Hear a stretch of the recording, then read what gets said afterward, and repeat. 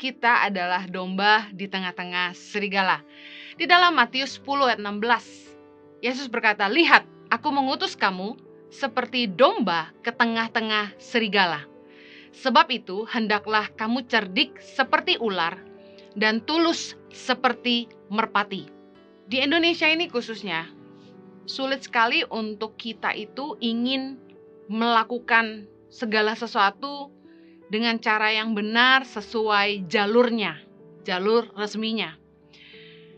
Perlu cerdik dan perlu tulus sekaligus dalam menghadapi orang-orang yang kita nggak tahu motivasinya. Yesus bilang, "Aku mengutus kamu seperti domba ke tengah-tengah serigala." Kita tuh dikelilingi sama orang-orang yang kelihatannya baik, tapi motivasinya nggak jelas. Kayak ini lagi putus asa karena betapa sulitnya ngurus-ngurus izin sekolah gitu ya. Kita berusaha di Tangan Pengharapan ini melakukan segala sesuatu ngikutin aturan. Tapi satu kesimpulan yang Kak Heni ambil bahwa segala sesuatu jadi rumit. Yang harusnya gampang dipersulit. Betul-betul ayat ini jadi rema bahwa kita ini sebenarnya seperti domba di tengah-tengah serigala. Bersyukur firman Tuhan ini Yesus ajarkan ke kita. Yang Kak Heni mulai ngerenung apa sih artinya cerdik seperti ular dan tulus seperti merpati. Kadang-kadang kecerdikan itu dianggap seperti kelicikan, sedangkan ketulusan sering dihubungkan dengan kepolosan, keluguan. Keduanya memiliki karakter yang berlawanan dan tidak sejalan. Namun dalam ayat Matius 10 ayat 16 ini, Tuhan Yesus sendiri mengajarkan dalam menghadapi kehidupan di akhir zaman ini, dibutuhkan kecerdikan dan ketulusan dalam menjalaninya. Kita harus cerdik, tapi kita juga harus tulus. Di masa akhir zaman, dalam 2 Timotius 3 ayat 1-9 dengan judul perikop keadaan manusia pada akhir zaman, Rasul Paulus itu mengajarkan kepada kita bahwa akhir zaman ini akan menjadi masa yang sukar dan masa-masa yang miskin kasih. Dalam 2 Timotius 3 ayat 1 dibilang, "Ketahuilah bahwa pada hari-hari terakhir akan datang masa yang sukar." Ayat kedua bilang, "Manusia akan mencintai dirinya sendiri dan menjadi hamba Tuhan."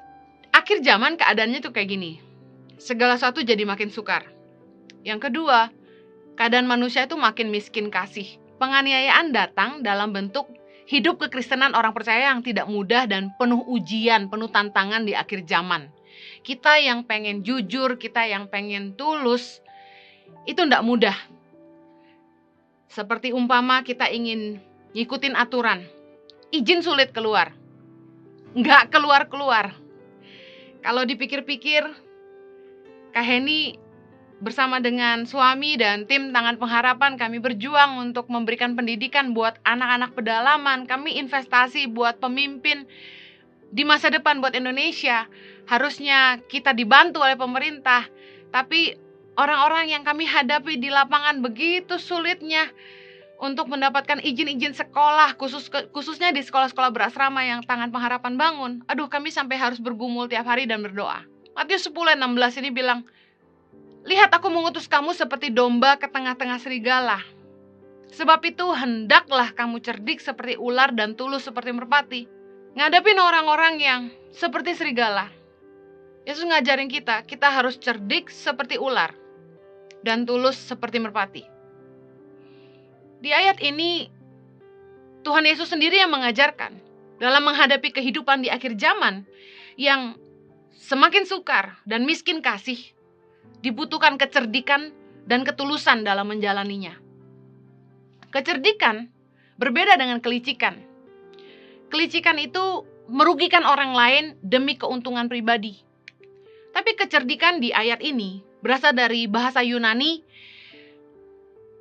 yang katanya adalah phronimos, yang dalam bahasa Inggris diterjemahkan sebagai wise, intelligent, and prudent.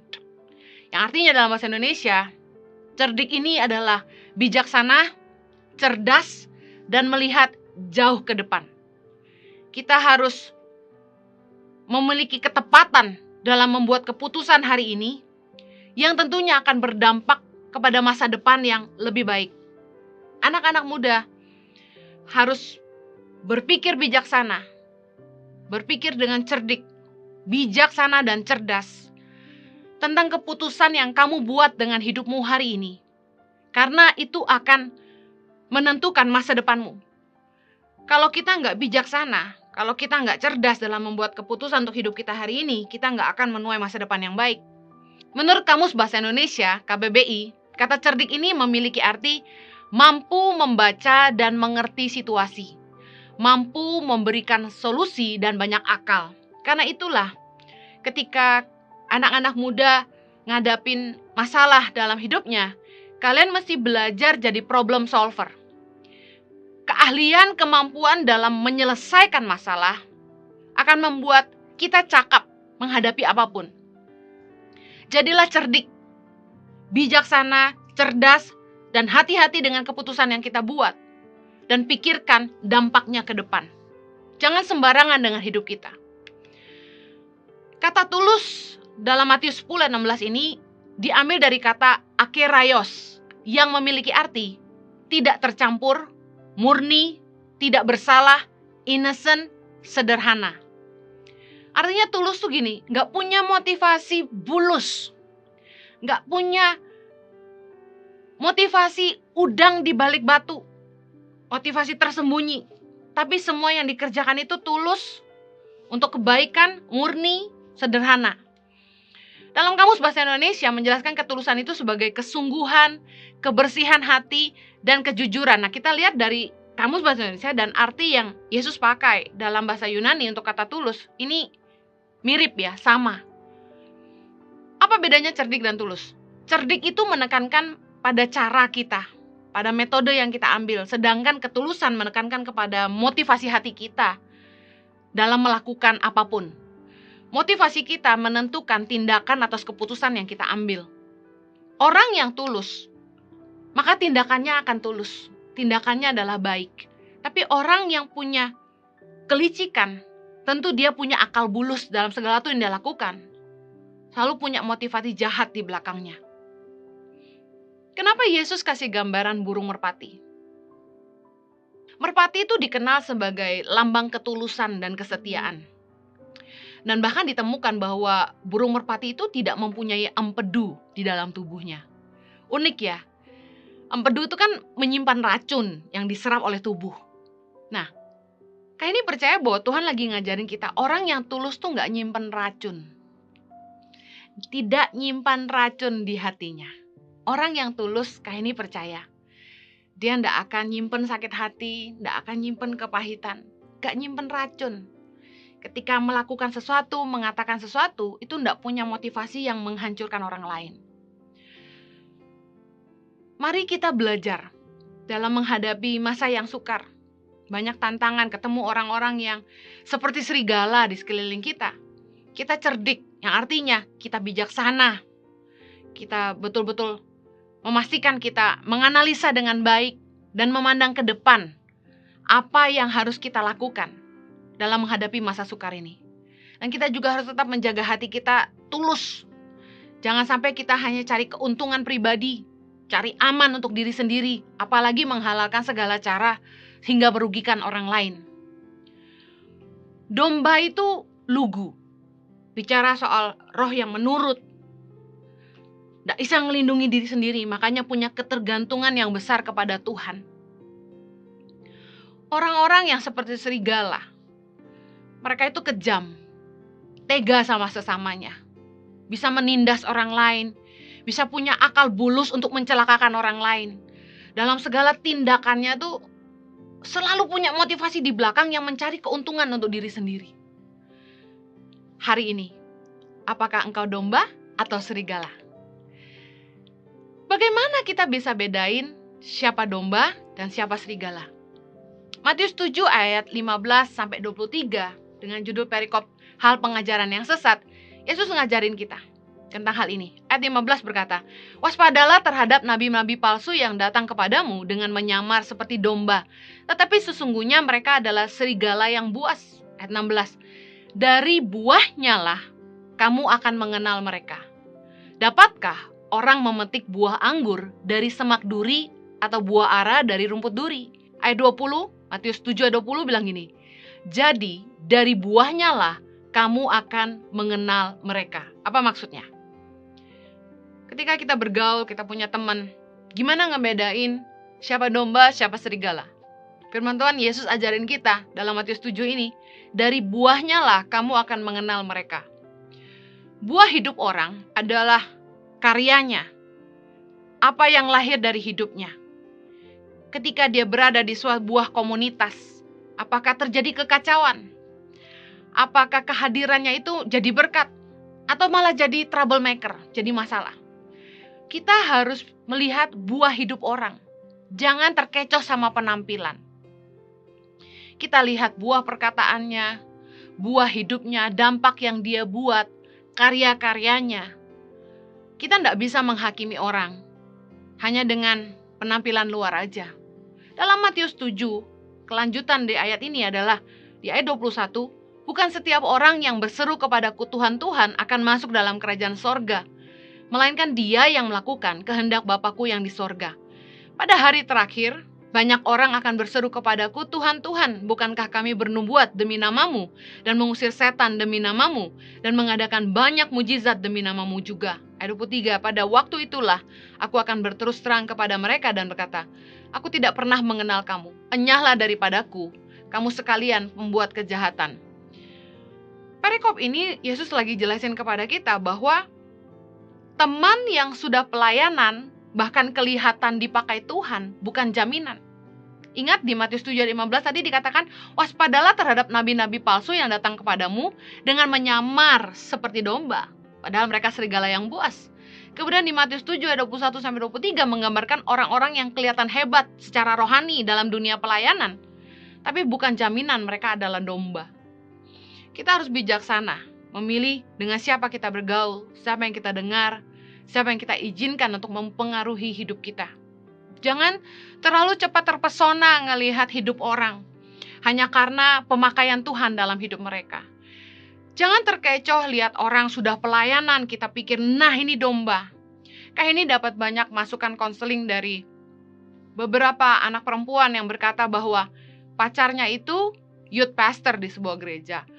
Pacarnya itu anak gembala, dan lain sebagainya, pelayan-pelayan Tuhan. Tapi apa yang terjadi? Pacaran gak dalam kekudusan.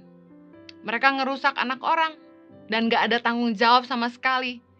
Bagaimana mereka yang hebat khotbah di mimbar, tapi turun mimbar berbuat cabul. Nonton film porno, pacaran tidak dalam kebenaran, jahat sama orang, sekolah gak sungguh-sungguh, kerja tidak jujur. Kayak ini mau bilang, iman dan kehidupan harus sejalan.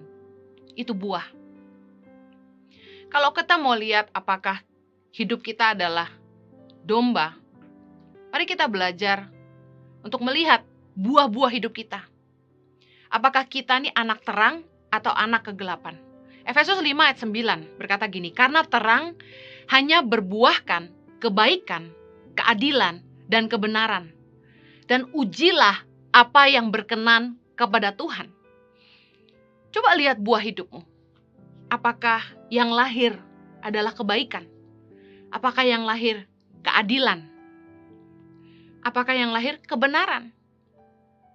Dan firman Tuhan ingatkan, ujilah apa yang berkenan kepada Tuhan. Karena segala sesuatu yang kita buat dalam hidup ini, apapun yang kita mau terlibat di situ, kita harus uji. Apakah Tuhan berkenan kita ada di situ? Banyak tawaran yang diberikan kepada Kak Heni untuk terlibat ini dan itu, ini dan itu. Kak Heni doa sama Tuhan, apakah ini berkenan sama Tuhan? Apakah ini Tuhan mau saya ada di situ? Kita harus terus nguji hati kita sendiri dan minta hikmat sama Tuhan untuk membedakan. Jangan sampai kita bilang kita orang beriman, kita pelayanan, tapi iman dan kehidupan kita tidak sejalan. Mari hidupi kebenaran, jangan jadi preman. Mari jadi hamba Tuhan yang setia, jangan hidup kayak mafia. Jangan jahat sama orang. Pacaranlah dalam kekudusan. Kayak ini mau tekanin buat anak-anak muda. Anak orang itu bukan mainan yang kalau rusak tinggal dibuang. Di toko mainan, Kayak ini lihat banyak display-display mainan seperti boneka-boneka yang bisa bunyi oe-oe gitu. Tangannya dipencet. Ada tulisan press me. Biasanya udah habis dipencet-pencet orang, rusak gak bunyi lagi, macet. Anak orang tuh bukan mainan yang kita main pencet-pencet aja, main cium-cium aja, main buka-buka aja, kita rusak-rusak aja. Cinta itu bukan untuk coba-coba. Jangan sampai kita ngerusak anak orang, lalu kita buang. Hati itu berharga. Jangan sampai kita ngerusak hati orang, dan kita tinggal begitu aja. Jangan main-main dengan sakit hati, karena orang bisa bunuh diri. Kita harus bertanggung jawab dengan keputusan kita sendiri. Kalau kita nggak bisa komitmen sama orang, jangan ambil hati orang. Kayak ini tekanin lagi buat anak-anak Tuhan yang ngakunya pelayanan. Hiduplah dalam kekudusan. Jangan sampai kita jadi serigala berbulu domba. Pura-pura baik, pura-pura kelihatan benar, kelihatan hebat. Kita pakai image kita sebagai pelayan Tuhan untuk menarik perhatian, tebar pesona di kanan kiri, bikin orang jatuh hati, lalu akhirnya kita sakiti. Anak Tuhan itu harus hidup sesuai iman. Iman dan kehidupan harus sejalan. Kita harus cerdik melihat buah hidup orang. Kita harus tulus juga dalam melakukan segala sesuatu.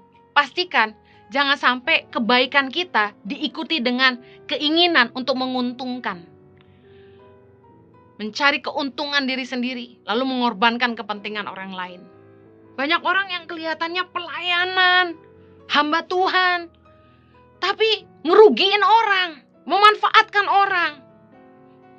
Betul-betul Kain itu semakin tua semakin ngerti betapa ngeri berada di tengah-tengah serigala berbulu domba.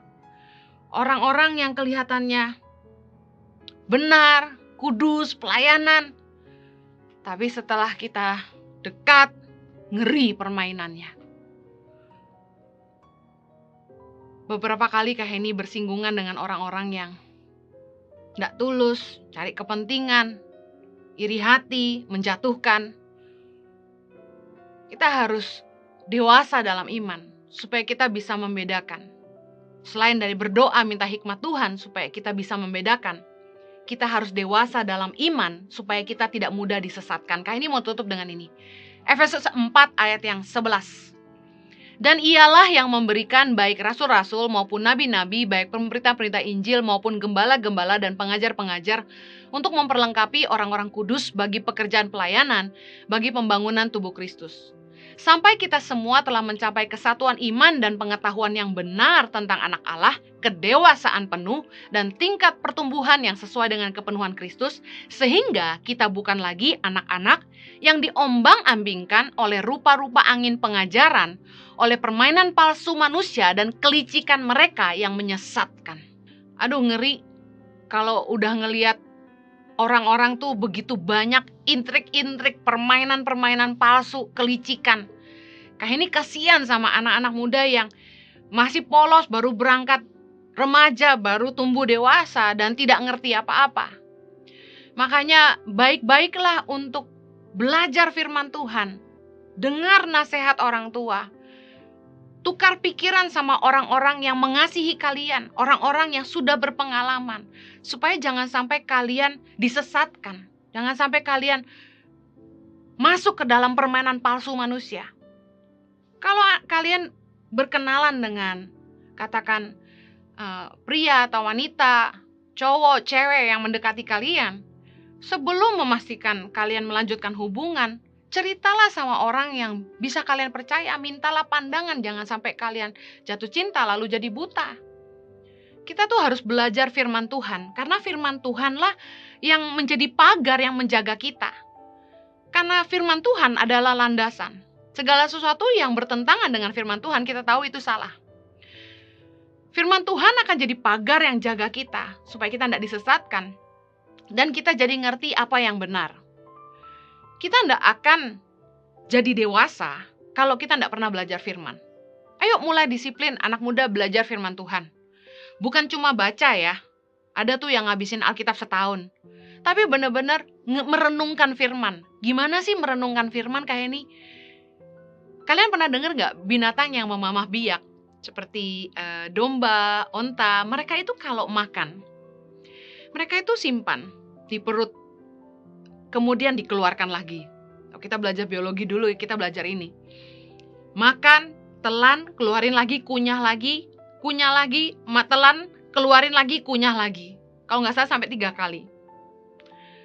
Mengunyah firman Tuhan, merenungkan firman, itu seperti itu. Contoh, ada firman Tuhan yang berkata, treat others the way you want to be treated. Matius 7:12. Lakukan kepada orang lain seperti bagaimana kamu ingin orang lain perbuat kepada kamu. Kita mulai ngerenung gitu.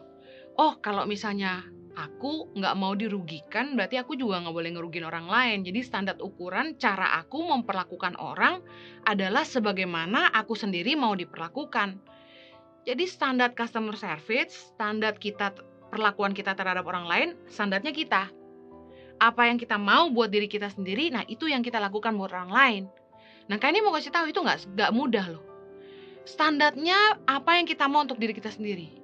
Gak semua yang kita mau untuk diri kita mau kasih buat orang kan. Tapi cara kita memperlakukan orang, standarnya adalah diri kita. Kalau kita gak mau digituin, kita jangan gituin orang. Nah, ngerenung firman tuh kayak gitu. Kayak dipikirin, direnungin gitu. Lagi mandi dipikirin, lagi mau makan dipikirin, nanti direnungin lagi, pas mau tidur direnungin. Terus yang paling hebat gini, dihidupin. Firman Tuhan hanya akan jadi kebenaran ketika kita melakukan. Kita lakukan dalam hidup kita. Tahu sedikit, dihidupin. Jangan tahu banyak, nggak lakukan sama sekali.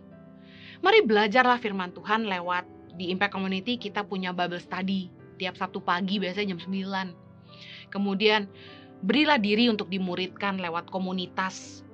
Saya nggak tahu kalian berjemaat di gereja lokal mana. Kalau di Impact Community Indonesia, kami punya Impact Family, sebutan buat komsel kami Impact Family, di mana setiap komsel itu dikategorikan berdasarkan usia dan juga status. Ada yang untuk single, profesional, ada yang untuk couple yang sudah menikah. Nah, kalau kalian mau dewasa, harus ngerti firman Tuhan, karena firman Tuhan itu dasar. Apapun yang nggak sesuai firman Tuhan itu bukan kebenaran. Jadi kita mesti dewasa dalam firman. Baca firman Tuhan, renungkan firman Tuhan, ikutlah belajar firman dalam Bible Study, berilah diri untuk dimuridkan dalam komunitas. Daftarkan di Impact Family, Impact Community Indonesia yang melalui Zoom, aplikasi Zoom. Kalian berada di kota manapun, kalian bisa join di situ. Dan juga carilah mentor yang bisa membina kerohanian kalian. Cari pembina rohani yang terbukti dewasa dalam iman dan menghidupi kebenaran. Karena banyak juga mentor-mentor yang cuma pintar ngajar orang tapi nggak sama dengan kelakuan. Cari yang dewasa dalam iman dan menghidupi kebenaran. Kak ini berdoa agar setiap kalian tidak diombang-ambingkan oleh pengajaran sesat. Jangan sampai dipermainkan oleh intrik-intrik manusia. Dan kalian dewasa di dalam firman Tuhan. Milikilah hati yang tulus dalam segala sesuatu yang kita lakukan. Tapi menghadapi apapun di hidup ini, kita harus cerdik, cerdas, bijaksana, dan pikirkan dampaknya ke depan. Di zaman akhir ini, hari makin sukar dan manusia makin miskin kasih. Ingat, kita perlu kecerdikan tapi juga ketulusan.